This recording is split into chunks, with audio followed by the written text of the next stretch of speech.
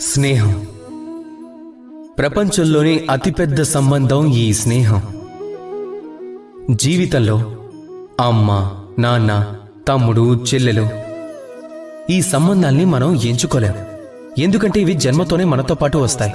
కానీ స్నేహం ఈ ఒక్కటే అలాంటి సంబంధం. దేన్నైతే మనం ఎంచుకుంటామో, దేన్నైతే మనం చేస్తామో, దేన్నైతే మనం పెంచుకుంటామో. అయితే ఈ స్నేహం మీద గర్వపడండి.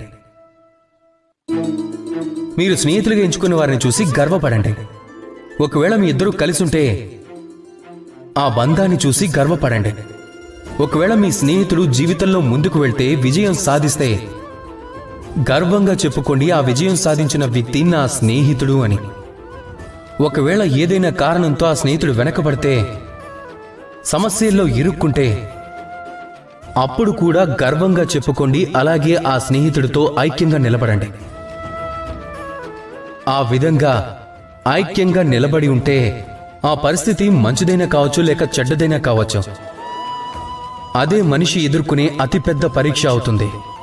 ఇక ఎవరైతే ఈ పరీక్షలో ఉత్తీర్ణత సాధిస్తారో అర్థం చేసుకోండి, ఈ విపత్తు తన జీవితంలో ఎప్పటికీ తిరిగి రాదు అని. అది అతనికైనా కానీ, అతని స్నేహితుడికైనా కానీ. కనుక రండి, మీరు నాతో ప్రేమతో చెప్పండి, రాధాకృష్ణ. Download ShareChat.